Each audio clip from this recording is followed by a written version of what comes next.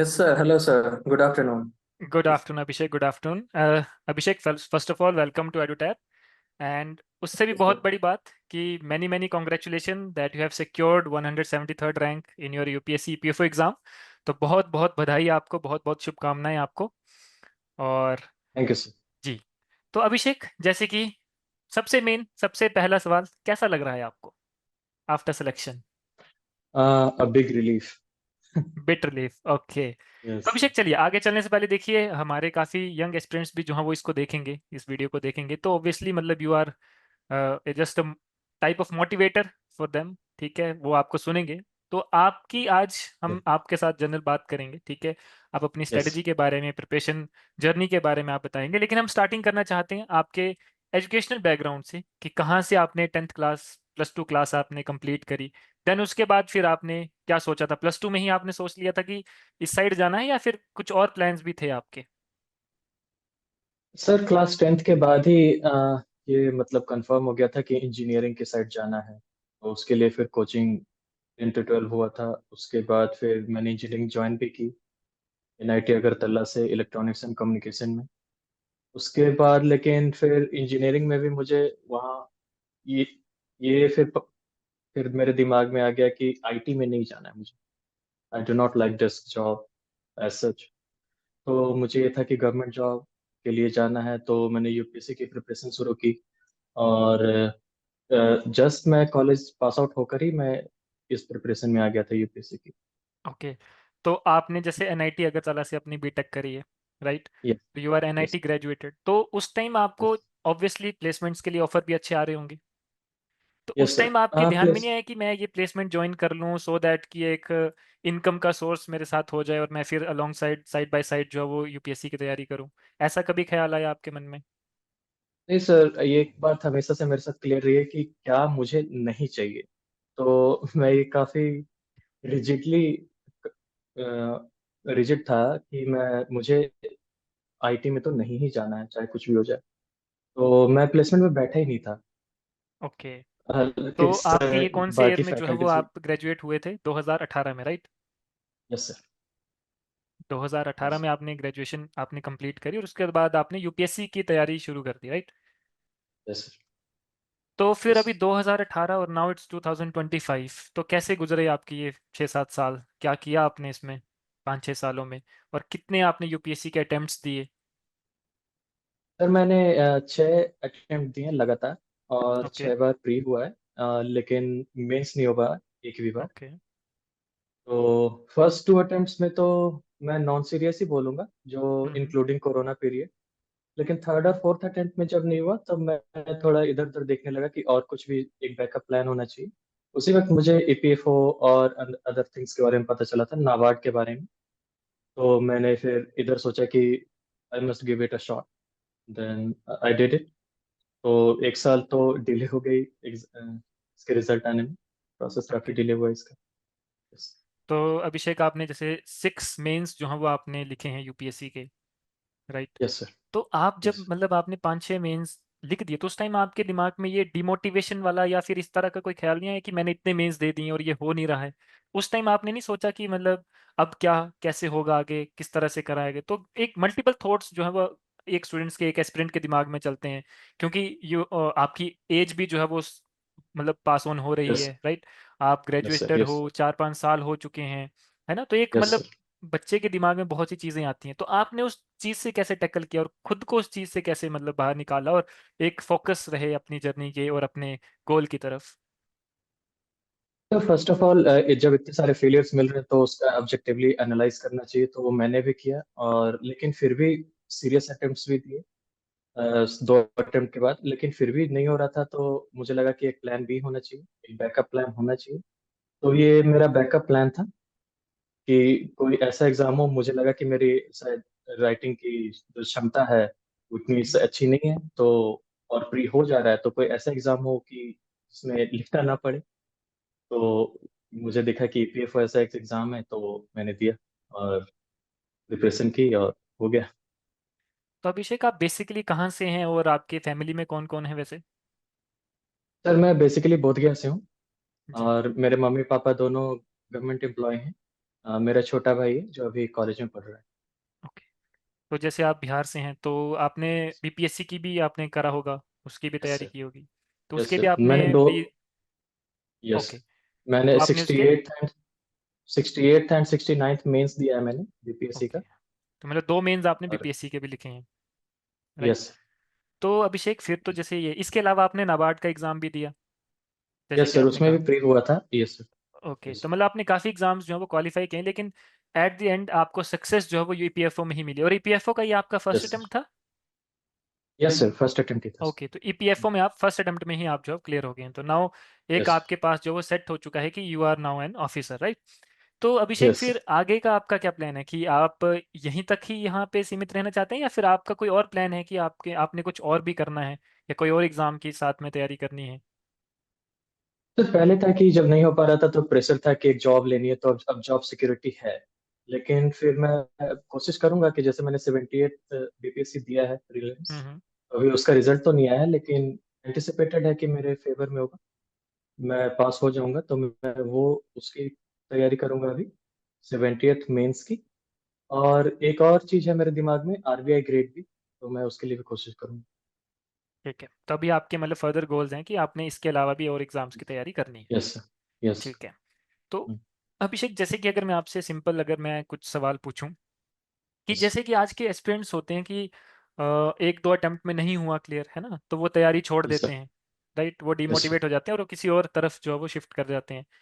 तो आपको क्या लगता है कि बच्चे को मतलब सिलेक्शन तक तैयारी करनी चाहिए, या फिर कुछ एक 2-4 साल देने चाहिए और उसके बाद उन्हें अपना कुछ अदर प्रोसेस अदर थिंग्स में भी जो है वो ध्यान देना चाहिए? आप क्या सजेशन करोगे उनको? सर, ये काफी पर्सनल चॉइस है कि कुछ लोग का ये मानना है कि मैक्स 2 अटेम्प्ट ठीक है, अगर उतने में किसी को भी पता चल जाता है कि if they are made for it और नॉट, तो वो उनकी इनर कॉलिंग होती है कि उनसे वो पता चल जाता है। मुझे हमेशा लगता था कि मैं कहीं ना कहीं अटक जाऊंगा, फाइनली हो जाएगा। तो मैं इसलिए इतना लंबा प्रिपरेशन साइकिल भी रहा मेरा, और ये भी है कि मैं साइकिल में ही बंधा हुआ था, प्री मेंस। तो फिर भी एक ये तो ये भी कहा जा सकता है कि काफी गोल्डन पीरियड है। तो एक ही चीज पे आप आग बंद करके आप एक ही डायरेक्शन में चलते रहें, ये भी समझदारी नहीं होगी। तो you can always look for alternatives. अगर आपका टेक्निकल बैकग्राउंड है, medical engineering, MBA, you can always go back to that. या फिर कोई और एग्जाम जैसे RBI grade B, NABARD, EPFO, state PCS, ये सब पे ध्यान देना चाहिए, जो कि बच्चे देते भी हैं। मैंने देखा है, मैंने अपने कई जो मेरे फ्रेंड्स थे, एस्पिरेंट्स थे, वो गए हैं इधर। तो ऑप्शंस एक्सप्लोर करने चाहिए। मैं ये तो नहीं कहूँगा कि एक ही चीज में आप लगे रहिए, एक्सप्लोर करने चाहिए, बिल्कुल करनी चाहिए। और ध्यान से जो भी एक कॉलिंग हो आपकी, उसको इग्नोर नहीं करना चाहिए। अगर आपको लगता है कि प्रिपरेशन जारी रखें तो जारी रखिए पूरी मेहनत से। और अगर लगता है कि अब हो गया आपका, तो फिर एक्सप्लोर अदर थिंग्स। अपॉर्चुनिटीज की कमी नहीं है। तो जैसे अभिषेक, आप यूपीएससी सिविल सर्विसेज की आपने अच्छे से प्रिपरेशन करी, उसके मेंस लिखे आपने इतने ज़्यादा। ईपीएफओ की जब यस। हम बात करते हैं तो उसमें कुछ ऐसे सब्जेक्ट्स आते हैं जो शायद आपके बैकग्राउंड के नहीं है, जैसे आप इंजीनियरिंग बैकग्राउंड यस। के हैं, राइट? यस आपने उस चीज़ को किस तरह से मैनेज करा, उस चीज़ को कैसे आपने जो वो साथ साथ कंटिन्यू करा? सर, ईपीएफओ का जो प्रिपरेशन है, मैंने 1 महीने करा है एग्जैक्ट। और मैं यूपीएससी प्रीलिम्स देकर आया था 2023 में। उसके अगले दिन से ही मैंने शुरू किया था। और इसका एग्जाम था 2 जुलाई को, 2023 को। तो मैं इसके प्रिपरेशन के लिए मैं पहले देख रहा था यूट्यूब पे, मैंने सर्च किया। तो बहुत सारे कोचिंग्स के वीडियोस रिकमेंडेशन आए, तो मैंने एक्सप्लोर किया। उसमें से अच्छा लगा एक दो। फिर मैंने फाइनली एडुटैप का ही कोर्स खरीदा, पेड कोर्स खरीदा है। और मैंने 1 महीने उसी से प्रिपरेशन की है। और इसी बीच प्रिपरेशन के दौरान ही उस प्रीलिम्स का, यूपीएससी प्रीलिम्स का रिजल्ट भी आ गया, तो उसमें मेंस लिखना था मुझे। फिर भी हम्म। मैंने जारी रखा इसी का कि मैंने 15-20 दिन कर लिया इसकी प्रिपरेशन, तो मैं एग्जाम अच्छे से ही दूंगा। तो मैंने प्रिपरेशन जारी रखी 1 महीने पूरे, और मैंने दिया। तो एड्यूटैप से ही मैंने किया था। और मैंने बस थोड़े बहुत इधर उधर वीडियोस भी देखे हैं यूट्यूब पे, बस बट मेनली एड्यूटैप से ही। ठीक है, तो जैसे अभिषेक देखिए, अगर हम बात करें 2023 और फिर 2024 में आकर जो है वो आपका इंटरव्यू होता है लास्ट में, है ना, तो एक यस डेढ़ सर। साल का जो यस। ये गैप है, तो यस सर। उस टाइम वो जो टाइम पीरियड था, उस टाइम पीरियड को यस आपने सर। किस तरह से किया? ऑलरेडी आप बाकी एग्जाम्स भी दे ही रहे थे, लेकिन साइड बाय यस। साइड आपके दिमाग में ये भी होगा कि मेरा ईपीएफओ का इंटरव्यू आ सकता है कभी भी। है ना? तो यस आपने वो इंटरव्यू वाली जो प्रिपरेशन थी वो कंटिन्यू रखी, या फिर उसके बीच में से गैप पड़ गया और जब इंटरव्यू की डेट आई उस टाइम ही आपने प्रिपेयर करना शुरू करा? तो वो जो चीज़ थी, वो जो गैप था 1 डेढ़ साल का, वो किस तरह से यस आपने यस। मैनेज करा ईपीएफओ के इंटरव्यू के लिए?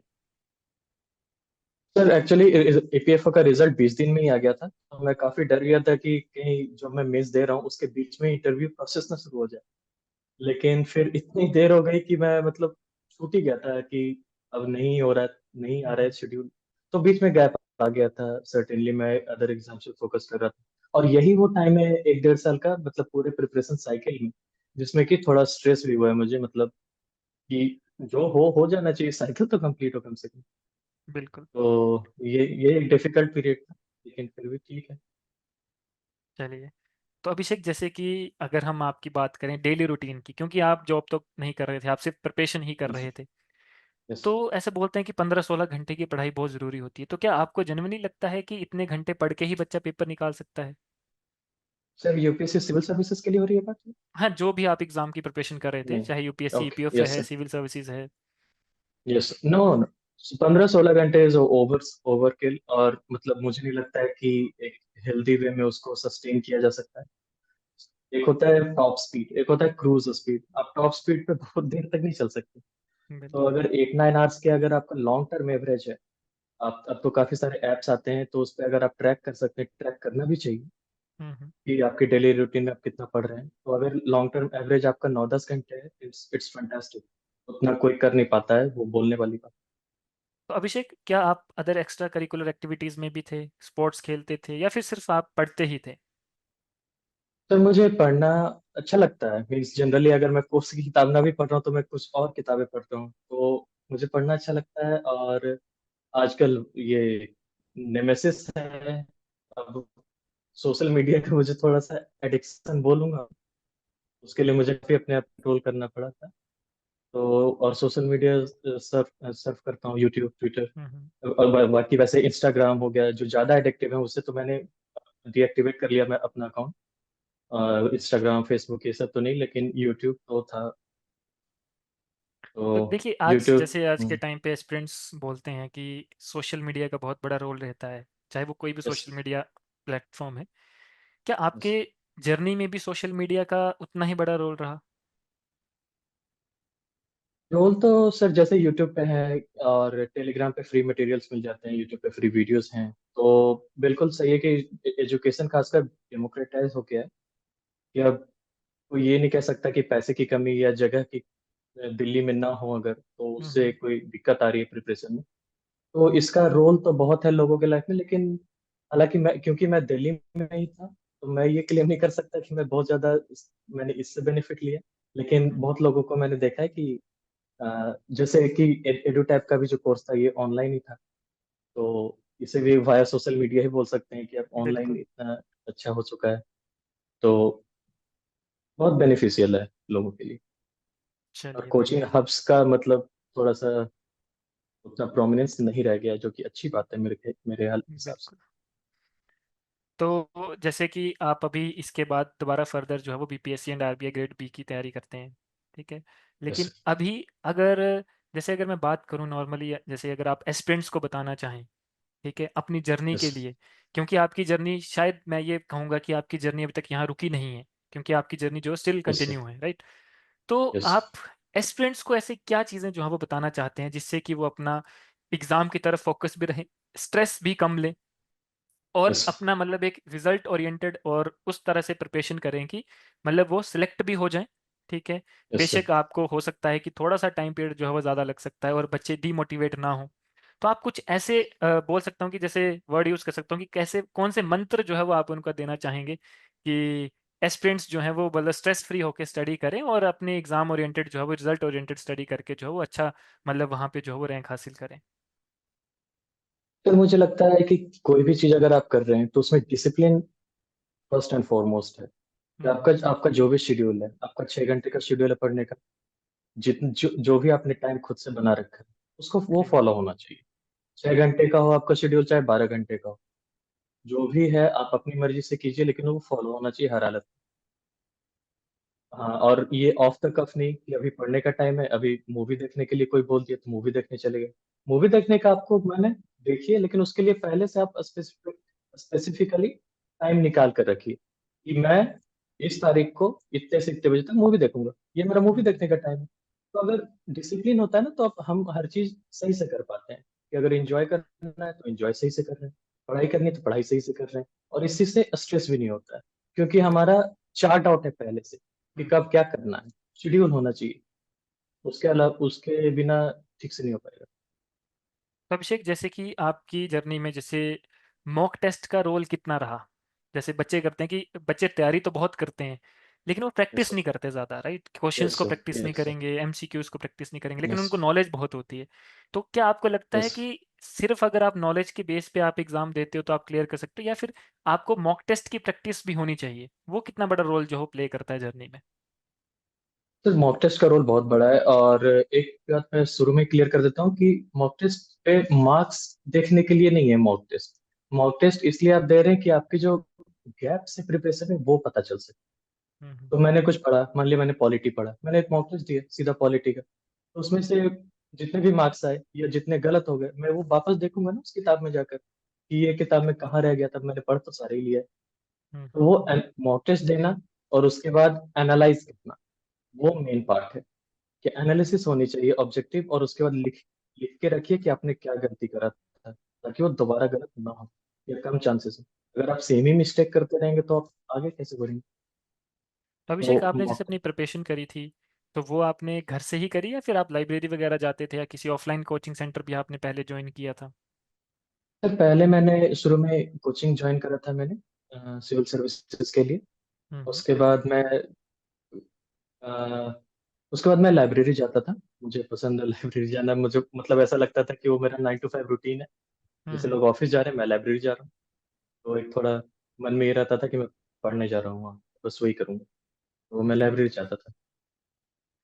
और आप एस्पिरेंट्स को अगर मैं बताऊं कि जैसे like you are now preparing for the state civil services, right?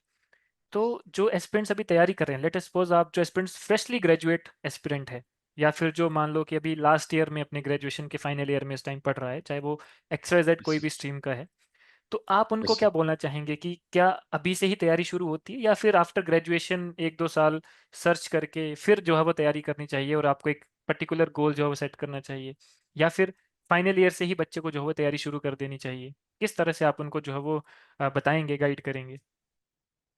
Sir, जैसे कि अगर मैं अपना एग्जांपल लूँ, तो मुझे पता था कि मुझे प्लेसमेंट में नहीं बैठना है। तो अगर मैं प्लेसमेंट में नहीं बैठूंगा और कोई काम नहीं, तो मैंने प्रिपरेशन शुरू कर दी थी। मैंने लक्ष्मीकांत मंगवा लिया था ऑनलाइन ही, और मैं पढ़ता रहता था, मतलब 2-3 घंटे जो भी मुझे टाइम मिलता था। तो मैं ये, लेकिन अगर मैं ये कह रहा हूँ फोर्थ ईयर में या फाइनल ईयर में आप शुरू कर रहे हैं, लेकिन ये आपके कॉलेज लाइफ के कॉस्ट पे नहीं होना चाहिए। ऐसा ना हो कि आप उसी पे मिस कर जाएं, क्योंकि वो टाइम नहीं आएगा दोबारा। प्रिपेयर आप 6 महीने बाद भी कर सकते हैं। तो अगर आपके पास फ्री टाइम है कि आप कुछ नहीं कर रहे हो सिर्फ, तब आप 2-3 घंटे दे सकते हो, उससे ज्यादा नहीं।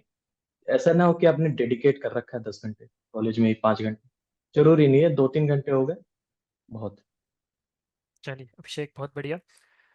बाकी अभिषेक, अगर आप इसके अलावा एक्स्ट्रा कुछ चीज़ें अगर आप बताना चाहें, शेयर करना चाहें, तो आप कर सकते हैं। You are free to share anything if you want to. अपनी शेयर तो जर्नी से सर जैसे रिलेटेड, अपने सक्सेस फेलियर से रिलेटेड, अपनी प्रॉपर सिलेक्शन तक की, या फिर आफ्टर सिलेक्शन अभी आप क्या फील कर रहे हैं? कैसा आपको लग रहा है घर में? क्योंकि ऑब्वियसली आपके पेरेंट्स दोनों वर्किंग है गवर्नमेंट सेक्टर में, तो एक अलग प्रेशर जो है वो एक स्टूडेंट पे रहता है कि अगर दोनों पेरेंट्स गवर्नमेंट सेक्टर में हैं, तो बच्चे को भी एक होता है कि मैं भी जाऊँ, वो गवर्नमेंट सेक्टर में जाऊँ, या फिर एक अच्छा ऑफिसर बनूँ। तो वो किस तरह से जैसे आपने मैनेज किया, तो उसके रिगार्डिंग आप कुछ अगर बताना चाहें तो। एक्चुअली सर यहाँ उल्टा था थोड़ा। एक्चुअली मेरे पापा ये नहीं बोले, मेरे पापा ने बोला था कि इंजीनियरिंग कर लियो, तो एमबीए कर लो, उसके बाद जॉब अच्छी हो ही जाएगी। लेकिन मुझे ये मतलब गवर्नमेंट सेक्टर का मतलब पब्लिक सर्विस का एक्चुअली मेरे दिमाग में बहुत फितूर था।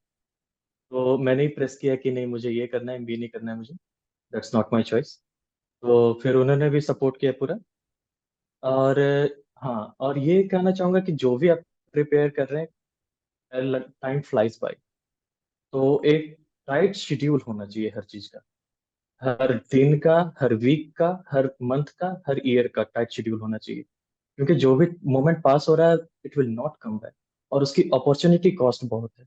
जैसे मेरे बहुत सारे दोस्तों दोस्त की प्रमोशन हो रहा है, शादी हो रही है, तो अपॉर्चुनिटी कॉस्ट तो है बहुत, चलिए। कि अगर आप इधर थोड़ी मस्ती कर रहे हैं तो टाइम जा रहा हम्म। है। चलिए बढ़िया अभिषेक। बहुत अच्छा लगा आपसे बात करके। आपने काफ़ी चीज़ें जो है वो स्टूडेंट्स को, यंग एस्पिरेंट्स को बताई हैं कि उनको क्या करना चाहिए, क्या नहीं करना चाहिए, किस तरह से जो है वो स्ट्रेस फ्री होकर तैयारी करनी चाहिए। तो एक प्रॉपर गोल जो है वो बच्चे का पहले से सेट होना चाहिए, सो दैट कि एक प्रॉपर डिसिप्लिन के साथ जो है वो उस रूटीन को फॉलो करे। यस। और वंस अगेन बहुत बहुत आपको जो है वो बधाई, बहुत बहुत कॉन्ग्रेचुलेशंस। और आप अपनी सर्विस थैंक में यू। भी इतना ही बेहतर करें जितना आपने अपनी जर्नी को जो है वो आपने एंजॉय किया है और अपने फाइनल सिलेक्शन दी है। और आफ्टर जो थैंक यू। सिलेक्शन है, जो आपकी एक ऑफिसर की लाइफ होगी, वो भी आप बहुत अच्छे से जो है वो ईमानदारी के साथ जो है वो करें। और हमारी थैंक शुभकामनाएं यू। आपके साथ हैं। Many many congratulation to you Abhishek. So thank you sir. That's all. So thank you so much Abhishek, wish you very all thank the you. Best thank you for your sir. Future endeavours and congratulation once again. So thank you. Thank you sir. Thank you so thank much. You sir. Thank okay you. Abhishek.